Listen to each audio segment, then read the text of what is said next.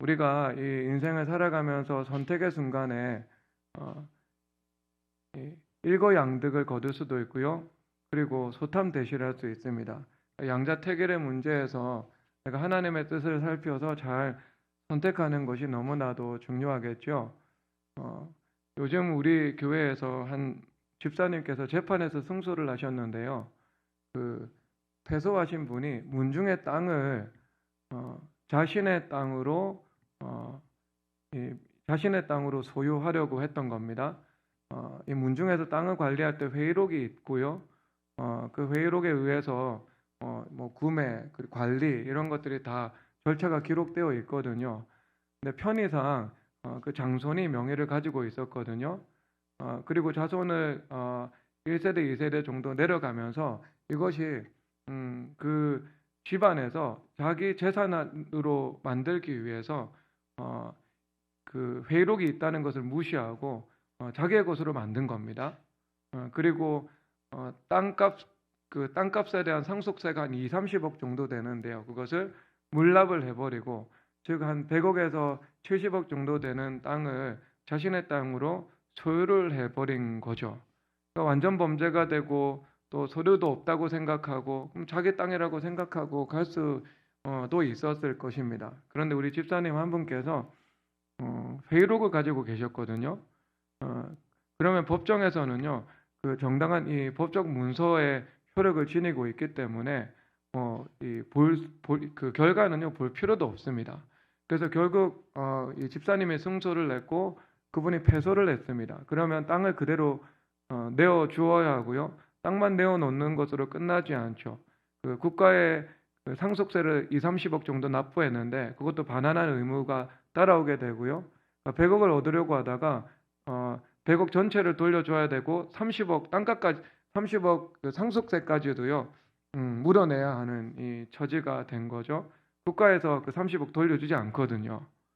뿐만 아니라 그로 인한 뭐 형사적인 책임까지도 지게 되는 아주 이 비참한 일들이 벌어지게 되었습니다. 왜 그런가요? 이거 다 소탐대실이죠. 내 눈앞에 있는 작은 이익을 취하려다가요 하나님 앞에서 너무 큰 것을 도리어 잃어버리게 되는 일로 나타나게 되는 겁니다. 그런데 그의 반면에 우리가 선택 하나 잘 해가지고요 하나님 앞에 일거양득의 은혜를 누리기도 하는 거죠. 성경에서 아브라함에게 하나님께서 이삭을 바치라 말씀하시죠. 이삭 내려놓으라는 거잖아요. 아브라함에게는요 자신이 가지고 있는 재산의 50%를 주님 앞에 드리는 것이 자녀를 내려놓는 것보다 훨씬 더 쉬울 겁니다. 부모 마음은 다 똑같기 때문에 저도 재산 50% 주님 앞에 드릴 수 있지만 자녀를 이런 식으로 아브라함의 입장에서 바치라고 말씀을 하셨을 때 그 아브라함이 얼마나 큰 이 십자가의 고통의 시간을 통과를 했을까 그런 공감이 되거든요. 그런데 아브라함은 그 하나님의 명령 앞에서 이삭 내려놓죠. 근데 하나님께서 인신재산은 하나님의 성품상 받지 않으시잖아요. 하나님께서 이삭을 바치는 계명에 순종하는 모습을 보면서 하나님께서 아브라함에 대한 그 신뢰를 더 깊이 가지게 되신 거죠. 아브라함과 하나님은 동행하는 세월이 있죠. 그 동행하는 세월에서 나오는 상호 신뢰가 있거든요. 하나님께서 아브라함 믿으시는 것처럼 아브라함이 하나님을 믿고 의지하는 것처럼 하나님도 아브라함에 대한 신뢰가 있습니다. 그런데 그 순간에 네가 얼마나 나를 경외하는 줄 내가 이제 알게 되었다. 이미 알고 계셨지만 그 선택을 통해서 지극히도 크신 영광을 아신 하나님께서 그 아브라함의 중심을 마치 지금 아시는 것처럼 주님께서 칭찬하시게 된 거죠. 여러분 아마 이 이후에 아브라함은 아마 이 땅에서 아마 최고의 실세지 않았겠습니까? 하나님께서 천하 만물을 주관하고 계시는데 하나님께 신뢰를 얻는 사람이 실세죠. 절대 군주의 신뢰를 얻는 사람이 실세겠습니까? 곤볼 10년인데요. 10년 못 가잖아요. 그리고 감옥 가는 경우들이 얼마나 많아요. 근데 하나님께 신뢰를 얻고 살아간다면 여러분 이 하나님과의 관계에서 형성된 이 신뢰 자본보다 더 높은 이 잠재적인 가치를 지니고 있는 것은 정량적으로도 정성적으로도 절대로 없을 겁니다. 양과 질의 관점에서 최고의 가치 있는 자산이 무엇인가? 하나님께 신뢰받는 거죠. 그런데 그 하나님께 신뢰받는 게 어디에서 나온 거죠? 가장 중요한 거. 하나님께서 바치라고 말씀을 하셨을 때 순종해서 바치는 것을 통해서 하나님의 신뢰를 획득하게 된 것이지 않겠습니까? 그런데 여러분, 하나님께서 하나님의 과의 관계에서 오는 영적인 신뢰뿐만이 아니고 뭐까지 돌려주셨죠? 이삭까지도 돌려주셨잖아요. 이삭도 주시고, 그리고 더불어 내 씨가 천하 만민의 복이 될 것이다 라는 언약까지도 주셨죠. 대적의 성문을 차지할 것이다. 즉 너의 자녀는 인생에서 패배가 없을 것이다. 이것을 말씀하고 있습니다. 왜? 대적은 원수들과 담판하는 곳이잖아요. 그래서 장사의 수중에 화살이 같은 간 사람들은 내 원수와 담판할 때 수치를 당하지 않는다 말씀하고 계시지 않겠습니까? 그러니까 대적의 성문을 얻게 된다라는 것은 그가 모든 대적과 원수들과의 싸움에서 주도권을 가지고 그리고 그들을 통치하는 왕적 제사장의 지위를 누리면서 살아가게 된다는 것을 말씀하고 있는 겁니다. 물리적으로는 열세일 수 있지만 우리가 영적으로는 주도권을 가지고 말씀과 기도와 겸손과 사랑으로 다스리는 삶을 살아갈 수 있게 되는 것을 주님께서 말씀하고 있는 겁니다. 여러분, 그래서 소탐대실의 삶을 살아가는 것은 어리석습니다. 그러니까 내가 욕심부리다가 다 잃어버리게 되죠. 대표적으로 여러분, 주님 앞에 11조 드리지 않습니다. 11조 드리지 않으면 하나님의 것을 도둑질하는 죄잖아요. 도둑질하는 죄는요, 가난함의 원인이 됩니다. 왜? 도둑질하는 원수 마귀가 내 삶 속에서 주인이 되니까요. 주인이 되니까 내 삶에 있는 것들을 도둑질해 나가지 않겠습니까? 그러면 영적인 것은 우리의 이 물리적인 세계의 제한을 받지 않는데요. 그러면 우리 자녀들도 도둑질하고 우리의 믿음도 당연히 도둑질해 나갈 것이고 우리의 가족의 이 샬롬의 관계까지도 도둑질해 나가지 않겠습니까? 다 도둑질 받는 거, 다 도둑질 당하게 되는 거죠. 그런데 그러니까 가난함의 원인이 되는 겁니다. 모든 영적이고 물적인 가난함의 원인이 주님 앞에 온전한 11조를 드리지 않는 것이 되는 것이지 않겠습니까? 상식의 일이죠. 상식의 일. 그래서 가난함의 원인이 된다. 그런데 하나님께서 하나님의 국간에 11조를 드리라고 말씀을 하고 계시잖아요. 우리 교회 성도들은 11조 드리지 않는 성도들이 거의 없거든요. 그런데 11조를 드리면 하나님께서 복을 쌓을 곳이 없도록 붓지 아니하나 보라 말씀을 하시잖아요. 그래서 하나님께서 이 사실은 하나님의 말씀으로 이 자연세계를 통치하시는데 자연세계의 일반 법리를 통해서 영적인 세계의 이치를 가르쳐 주시잖아요.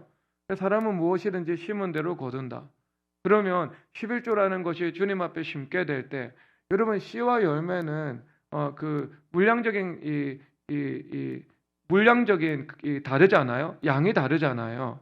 씨를 심으면 30배, 60배, 100배 결실하게 되는 것이 당연하잖아요. 그러면 주님 앞에 당연히 마땅히 내가 11조와 예물을 주님 앞에 올려드린다는 것은 그 이후에 하나님께서 이것으로 우리가 생각하는 것과 가늠할 수 없는 그 축복으로 환산해서 내 인생에 두고 그리고 자손까지에게도 이르도록 하나님께서 그 은혜를 갚으신다는 것을 말씀하고 있는 겁니다. 여러분, 대한민국이 앞으로 경제 위기가 올 수도 있겠지만 여러분 궁극적으로 하나님께서 이거 전복하십니다. 이 12.7 연합집회를 통해 영광 받으신 하나님께서 국가의 위기를 주시겠죠. 변화산의 영광 다음에 십자가가 왔잖아요. 그럼 십자가 다음에 부활이 옵니다. 반드시 하나님께서 이 나라 가운데 부흥 주실 겁니다. 수순이 그렇습니다. 수순이 그렇다니까요. 여러분 1907년도에 평양 대부흥 운동이 있고 1910년도에 경술국치 있었죠. 우리나라 그 이후에 하나님께서 100년, 200년 동안 복을 주셨거든요. 100년 동안. 근데 지금 우리나라가 그런 일이 일어나지도 않을 겁니다. 반드시 하나님께서 이 땅에 하나님의 기적을 행하실 거거든요. 근데 여러분 그 동력이 어디에 있는가? 이 땅에 교회와 연합되어서 주님을 섬기고 기도하며 살아가는 성도들의 삶에 있는 거죠. 그들의 기도에 있고 그들의 11조에 있고 그리고 그들의 교회에서 보내는 수많은 선교사님들이 있고, 하나님께서 그것이 이 땅에 하나님을 위해서 심는 씨가 되었기 때문에요, 하나님께서 이 땅을 버리시지 않는 거예요. 경제적으로도 반드시 형통케 하시겠죠. 그래서 이 일거양득과 소탐대실, 바로 거기에서 나눠지게 되는 겁니다. 그래서 오늘 말씀에서 보니까 4절에서 그들이 자기 손에 있는 모든 이방 신산들과 자기 귀에 있는 귀고리들을 야곱에게 주는지라, 야곱이 그것들을 세겜 근처 상술의 나무 아래에 묻고, 자, 여기서 우상을 묻었다, 뭐 여기까지는 여러분 다 동의하겠죠. 뭐 이방 신상이라는 것들이 뭐 얼만큼 우리에게 유익을 줄 수 있겠습니까? 이것은 감가상각이 분명히 된다고 우리가 상식적으로 생각할 수 있고, 뭐 그거보다 더 큰 가치는 없다고 볼 수 있겠죠. 그런데 그 다음에 그것과 결부된 무엇이 나오는가? 뒤에 있는 귀고리들을 야곱에게 주는지라 라고 말씀을 하고 있습니다. 아마 이 귀고리들이 그냥 단지 세련된 그 장식품, 뭐 패션, 소품 이 정도가 아니고 우상숭배와 분명하게 결합되어 있는 그런 귀고리들을 말하는 것 같아요. 근데 그 귀고리들을 야곱이 내어놓으라고 말을 했죠. 족장, 목사의 자격으로 그 가족 구성원, 양떼들에게 내려놓으라고 명령을 한 것입니다. 그런데 이것은요, 분명한 경제적인 가치를 지니고 있는 거잖아요. 그래서 아브라함이 이삭 장가 보낼 때 엘리에셀한테 예물을 줘서 보내잖아요. 그런데 엘리에셀이 뭐 금으로 된 손목걸이하고 귀걸이 이것을 가지고 가지 않습니까? 그럼 이것은 분명히 금으로 된 것이죠. 그러니까 영구적인 경제적인 가치를 지니고 있는 물건이었던 겁니다. 그런데 이것이 너희들의 우상숭배와 분명하게 관련이 되어 있으니까 너희들 이거 내려놓으라고 말씀하신 거예요. 내려놓으라고 말씀하시는 것은요, 내려놔야 돼요. 이걸 내려놓지 않으면 그것을 내려놓게 되는 일이 벌어지게 되거든요. 여러분, 우리 교회 어떤 형제가 20살 때 예수님을 처음 믿을 때요, 예수님 처음 믿으면서 가장 이 마음속에 이 내려놓아야 했던 것이 축구래요. 축구. 매주 주일 아침마다 조기 축구에 나가서 축구하고, 그 다음에 뭐 순댓국 먹고 술도 마시고, 그것이 이 위안이었는데요. 예수님을 믿고 나니까 주일날 예배를 드려야 되는 거예요. 예배를 드려야 되니까 축구를 내려놓아야 되겠죠.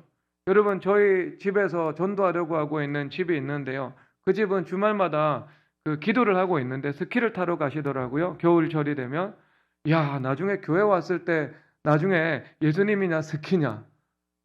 이거 진짜 심각한 갈등과 이거 선택의 이 문제를 낳을 수도 있겠다라는 생각이 들었습니다. 물론 그분들이 영적인 것에 대한 이치가 밝고요, 마음에 다니엘과 같은 민첩함이 있죠.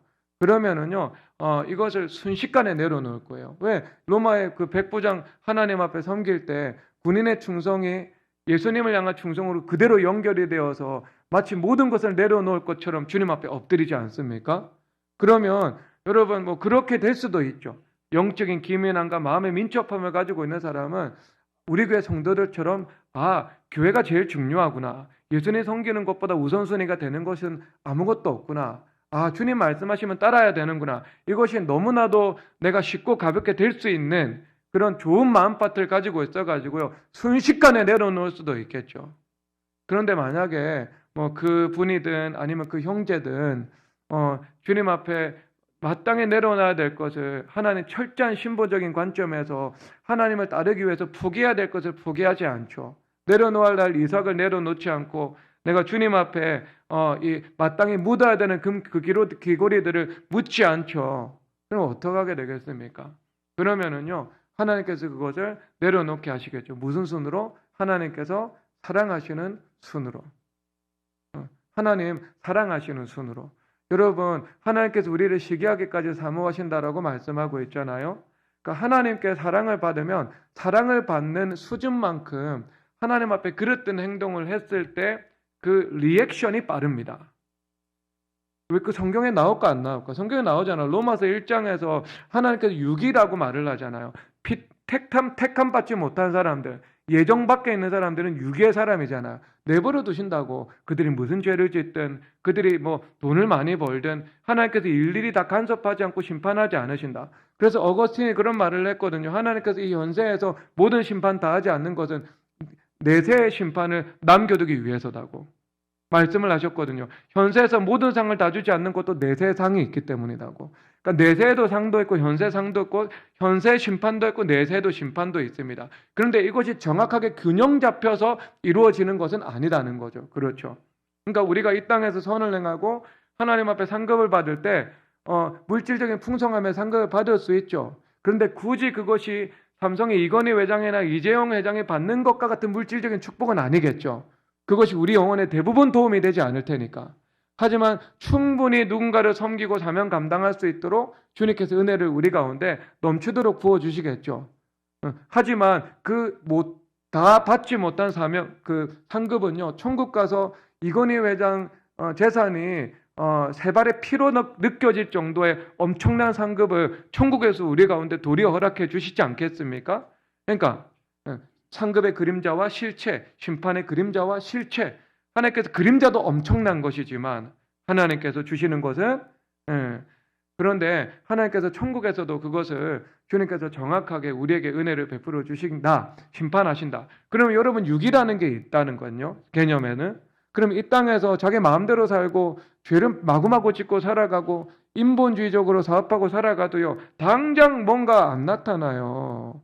그러니까 그 의인들이요, 고난받는 의인들이 고민하잖아요. 나는 이렇게 작은 실수를 했는데도 하나님이 좀 이렇게 징계를 하시는 것 같고 연단하시는 것 같은데 왜 저 더 마음대로 살아가고 악하게 살아가는 사람들은 아무 일이 없는가? 그것은요, 육이라는 것 때문입니다. 모든 사람을 사랑하시지만 하나님의 자녀를 사랑하는 것과 택함 받지 못한 사람을 사랑하는 것하고는 다르겠죠, 여러분. 자녀들을 향한 사랑이니까요. 근데 우리 교회에 한 이 형제님께서 장로님 중에 한 분이신데요. 런던에 출장을 가시다가 과거의 일인데 그 영화를 보셨어요. 비행기에서. 근데 그 비행기가 무속신앙과 관련된 영화였던 것으로 알고 있습니다. 뭐 신 해가지고 그런 영화 있었잖아요. 예전에 한국 사회에서 유명했던 영화. 그 무속신앙이 들어가 있는 영화. 그러니까 기독교인들이 뭐 봐서는 안 되는 영화였던 것 같아요. 여러분, 장로님 되기 전입니다. 그것은요. 그러니까 우리는 죄를 소급하지 않거든요. 이미 그때 해결된 죄이기 때문에. 그런데 그 영화를 보고 왔어요. 영화를. 근데 그 장로님이 우리 체육대회 할 때 탁구 대회를 했거든요. 탁구 대회를 하다가 보통 사람들이 고개를 숙일 때 모서리가 있는 것과 그리고 내가 고개를 숙일 때 그 각도, 그건 본능적으로 됩니까? 안 됩니까? 고개 숙일 때요, 일부러 여기 눈을 부딪혀요? 일부러 정수리는 부딪힐 수 있습니다. 왜냐하면 약간 그 각도 조절 못 해가지고요. 약간은 부딪히네 해보니까요. 그런데 여러분, 인간적으로 눈을 어떻게 모서리에 부딪힙니까? 각도 조절 아무리 못해도 눈은 안 부딪혀요. 왜냐하면 오차의 범위가 있는데, 이만큼의 오차의 범위가 있는데, 그분이 바로 눈을 찍힌 거예요. 그러고 나서 주님 앞에 회개를 하게 된 거예요. 하나님 아버지, 내가 하나님께서 기뻐하시지 않는 영화를 본 것을 주님 앞에 회개합니다. 아니, 기독교인들이 무속신앙 영화를 보면 됩니까? 온 영화 다 볼 수 있지만 그거는 우리가 접근할 수 없는 영역이 있잖아요. 그렇잖아요. 우리가 어떻게 바를 가겠어요? 못 가는 거 아니겠어요? 우리가 어떻게 빠친코를 하겠어요? 절대 못하는 게 있거든요. 넘어서는 안 되는 선. 그러니까 여러분, 근데 그거 왜 그런 줄 아세요? 그것은요, 하나님께서 장로감이니까 훈련시키려고 하신 거예요. 훈련시키려고. 그러니까 하나님께서 매우 엄격하게 다루시면서 작은 이 실수고 죄임에도 불구하고요, 조금 주님께서 그것을 세게 다루신 거예요. 그러니까 여러분, 인생 살아가면서 저 세상의 악인이나 아니면 이 경계선에서 살아가는 회색지대의 사람에 비해서 나는 그래도 예수님 앞에 선한 마음 품고 살아가고 기도하고 말씀으로 살아가려고 하는데 왜 나한테는 주님께서 인생 책찍과 사람 막대기가 조금 더 그들보다 빈번하게 찾아오지? 라는 분들, 이런 분들은요, 주님 앞에 진짜 감사가 안 돼도 감사하시기 바랍니다. 감사하셔야 돼요, 여러분. 이게 이론적으로 감사하셔야 됩니다. 근데 나중에 이론적 감사가요, 시편 기자들의 진실된 감사가 되어서 흘러나오기 마련입니다. 왜 그런가? 하나님께서 여러분들을 사랑하셔서 그런 거예요. 사랑하셔서. 그래서 내려놓을 것 내려놓으라고 주님께서 말씀하시는 겁니다. 여러분들이 하나님 앞에 내려놓을 거 내려놓지 못하잖아요. 그럼 하나님께서 그거 빼앗아 가십니다. 하나님 앞에 내려놓잖아요. 하나님께서 영적인 신뢰와 함께 그거 돌려주십니다. 사울이 왕권 못 내려놨죠. 왕권 못 내려놨잖아요. 하나님 앞에서 왕권이라는 것이 어떤 자기의 욕심에 이 욕심의 대상이 되어가지고요. 그 왕권 하나를 취하기 위해서 나머지 신앙과 모든 것을 버려버리거든요. 그러니까 애매하게 타협하고 결정적으로 타협하고 그랬거든요. 애매한 타협에 결정적인 타협이 되어버린 거죠. 그래서 그의 몰락의 시작이 뭐예요? 그 사무엘 선지자가 기다리라고 말을 했잖아요. 일주일 기다리라고. 그런데 길갈에서 사무엘 선지자가 반나절 늦게 나왔습니다. 반나절 늦게 내려왔다고요. 그러면 일주일 플러스 반나절 기다리면 되는 거 아니겠어요? 근데 그 반나절을 못 기다려가지고요.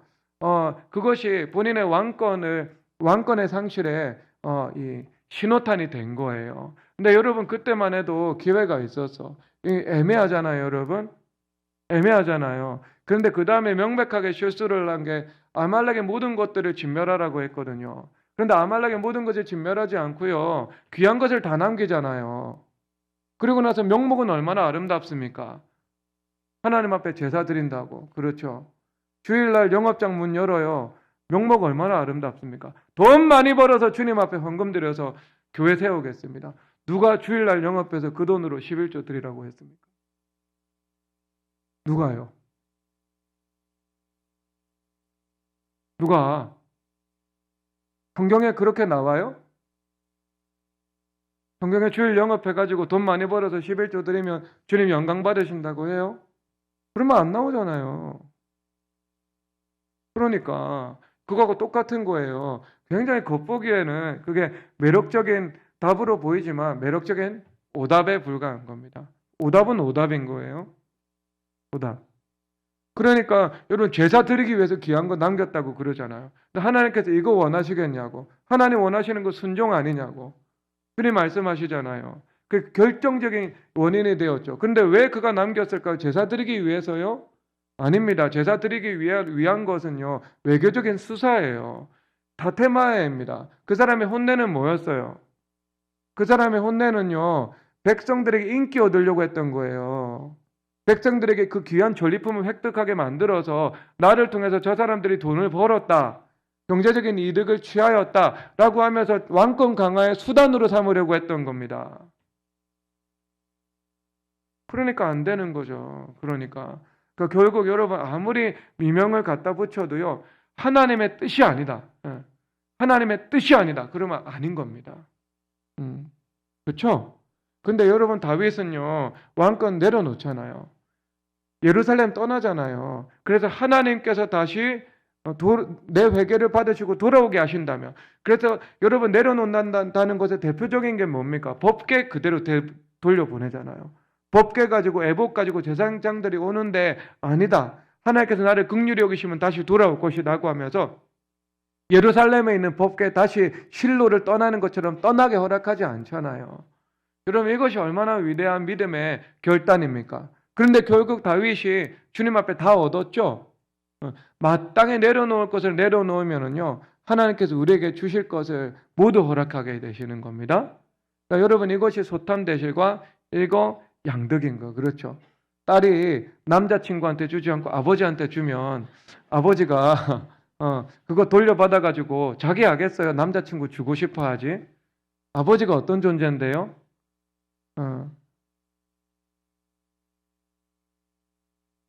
아니 이 땅의 아버지는 다 공감하고 계시죠?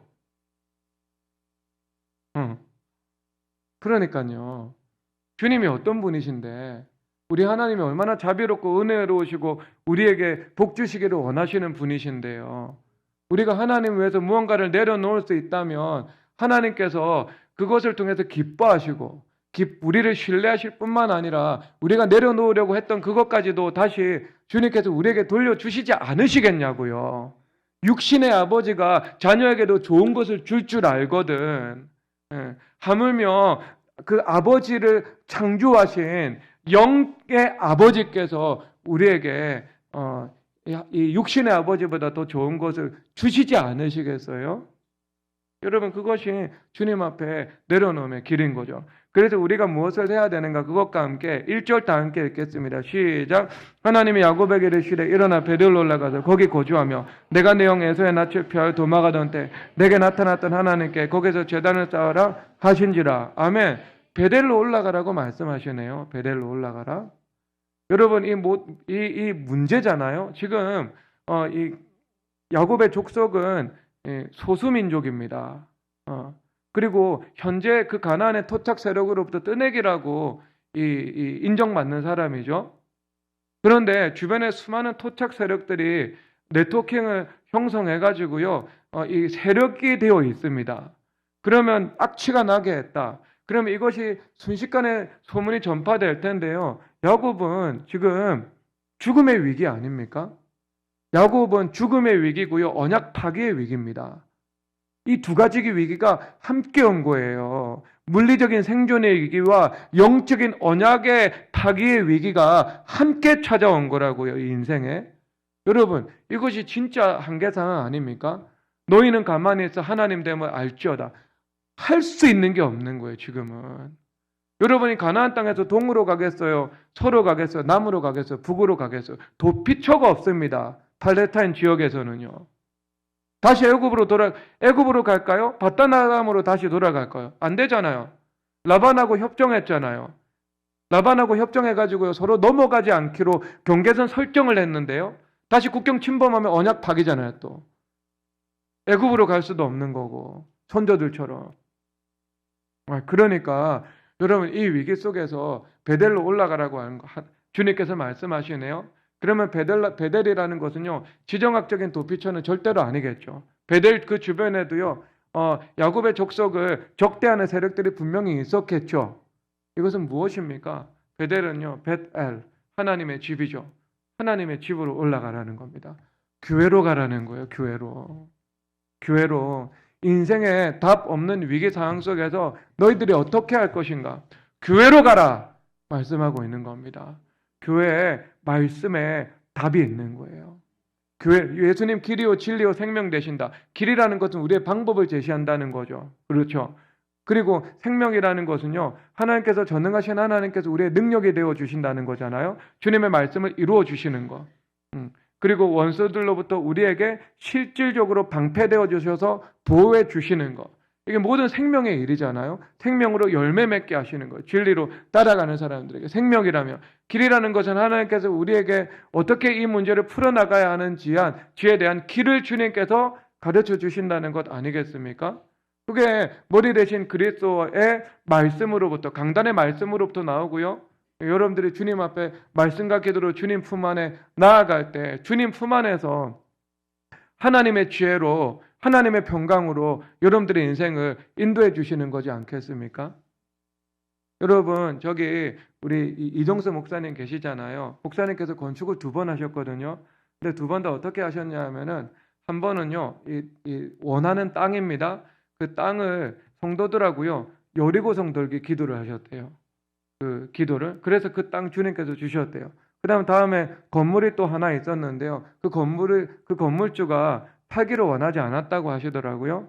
그리고 그 건물을 사기를 원하는 건물이 있었는데요. 그 건물도요, 성도들하고 여리고성 도는 것처럼 7바퀴 돌면서 기도를 드리셨대요. 주님께서 주셨대요. 여러분, 이것이 하나님께서 말씀하신 방법론이잖아요. 그러니까 세상의 잔머리하고 너무 다르지 않아요? 그냥 하나님의 베델로 올라가라. 그러니까 지금 하나님께서 야곱에게 어떤 길을 제시하실 수 있잖아. 야, 너희들 지금 이 헷 족속하고 원수가 됐잖아.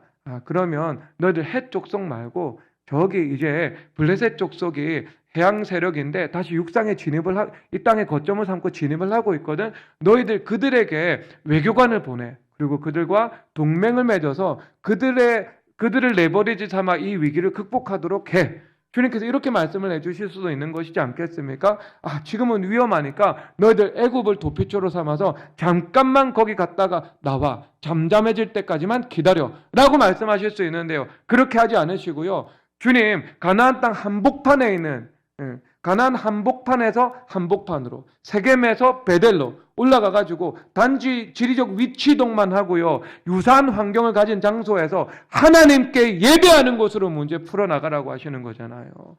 여러분, 이겁니다. 주님께서 문제 풀어주시는 거 예배예요. 하나님 앞에 예배 드리는 거, 가정에서 예배 드리는 거, 주님 앞에 기도 드리는 거, 그리고 주님께서 말씀해 주실 때 그 말씀을 믿는 믿음으로 순종하는 거.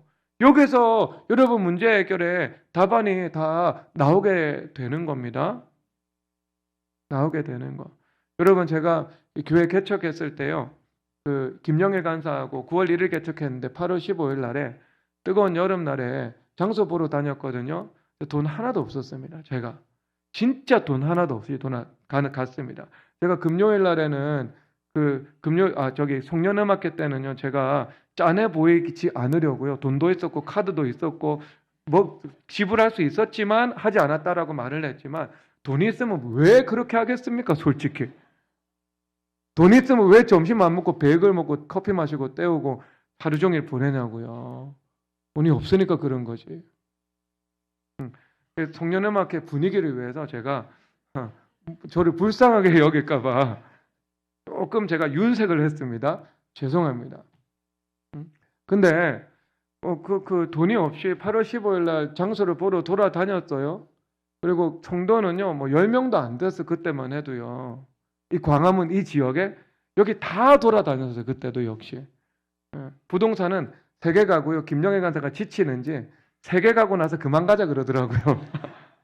그리고 진짜 저도 지쳐가지고요. 그리고 제가 차에 돌아가가지고 운전을 하는데 제가 펑펑 울었습니다. 펑펑 울었어요.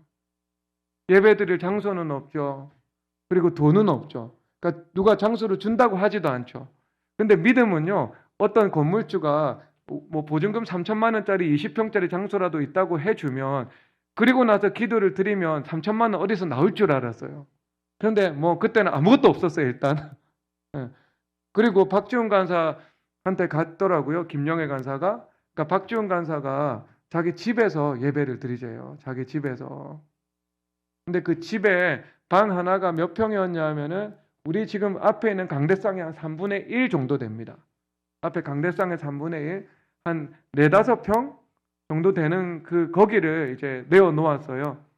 근데 거기가 박지훈 간사가 빚더미 시절이기 때문에요, 집안에 난방을 하지 않았거든요. 정말 추웠습니다.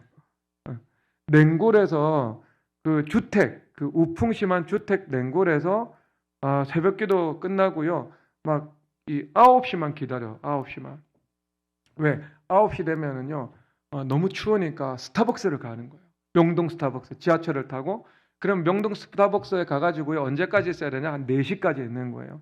4시까지. 왜? 거기는 나가라고 안 합니다.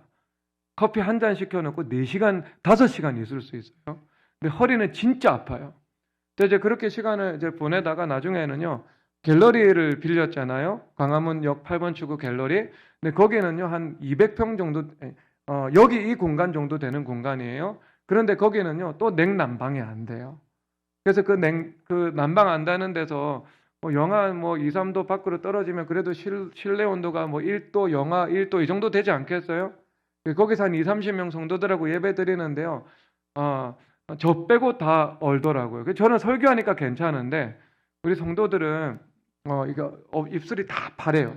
끝나고 나면. 그리고 설교 끝났는데 행복한 느낌이 안 들어. 설교에 은혜가 없어서 은혜밖에 더 해야 되나? 아니면 너무 길게 해서 그런가? 그게 아니고 너무 추워서. 그때 나사모가요, 그 남대문 시장 가가지고요, 선우지우 겨울옷 왕창 사왔잖아요. 겨울은 여름에 사는 거거든요. 여름에 가가지고. 왜? 겨울 보낸다고. 그런데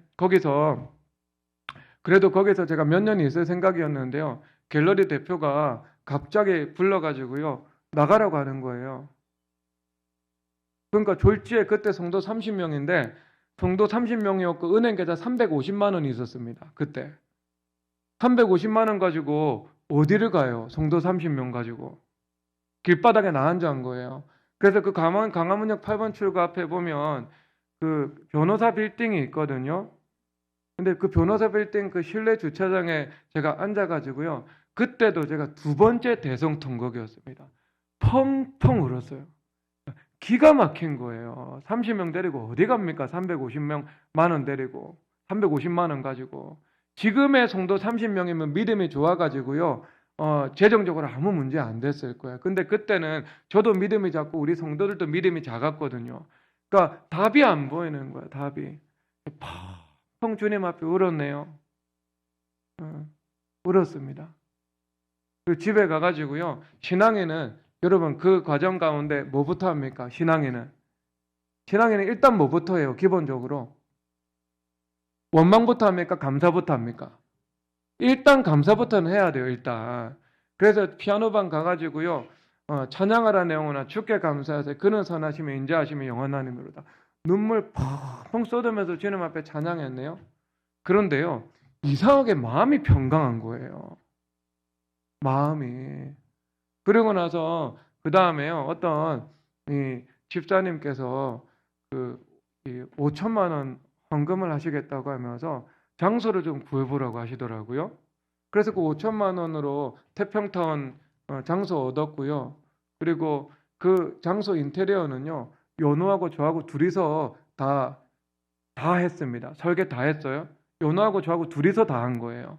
그리고 나서 실제 공사는요. 성도들 그때 20-30명 다 불러가지고 직접 공사 다 했습니다. 왜? 인테리어 비용 맡기려고 해도요. 그 돈 많이 들거든요. 근데 재료만 사가지고 성도들이 직접 하면 돈이 그래도 좀 덜 듭니다. 마감은 형편없지만. 제가 오늘 연호 신혼여행 갔다 왔다고 하니까 갑자기 이 생각이 들어가지고 지금 생각이 나서 얘기를 하네요. 그래서 태평타운 들어가가지고요. 처음으로 제가 목양실도 가져보고 거기서 기도 엄청나게 많이 쌓았죠. 그리고 태평타운에서 주님 앞에 함께 예배드리고 기반 잡아가지고요. 여기로 올 수 있게 된 거예요. 여기로 올 수 있게 된 거. 근데 여러분 문제 해결하는 거 단순해요. 우리가 복잡하게 머리 쓰면서 문제 해결하는 거 아닙니다. 예수님 믿는 사람은요. 먼저 주님 앞에 베델로 올라가는 거예요. 주님 앞에 예배하는 거. 주님 앞에 찬송하는 거. 부르짖어 기도 드리는 거. 그리고 하나님께서 말씀으로 우리에게 가르쳐 주실 때 그 말씀을 믿는 믿음으로 행하는 거예요. 그냥. 그러다 보면 한 걸음 한 걸음 나가다 보면은요. 하나님께서 우리에게 그 다음 수순으로 지혜를 주셔서 문제를 풀어나가게 하시던가 그 하나님의 그 지혜가 하나님의 그 창연한 지혜가 우리 인생 가운데 확 하고 기묘자라 모사라 하면서 드러나던가 하는 방식으로 어떤 것은 주님께서 직접 전적으로 문제를 해결하시고 우리에게 하나님께서 인간의 지혜가 아니라 하나님의 지혜를 주셔서 하나, 두 개, 세 개 문제를 풀어나가면서 해결하게 하시던가 주님께서 다 풀어주시게 되는 겁니다.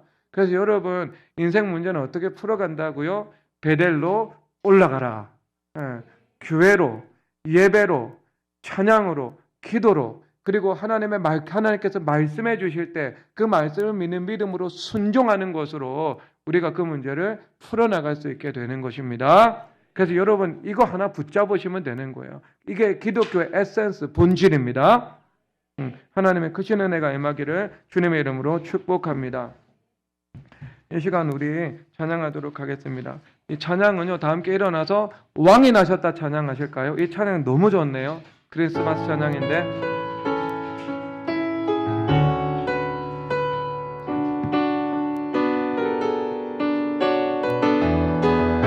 거룩한 밤하늘에 거룩한 밤하늘에 큰 별이 양떼를 지키던 목자들에게 큰 기쁨의 소식을 전했네. 온 세상 알도록 작은 마을 베들레헴에서 아기 예수님 가장 큰 왕이 나셨다네. 예수는 만왕의 왕이 나셨다. 이 땅을 구원하신 왕, 만 백성들아 기뻐하라. 우리의 왕이 나섰다.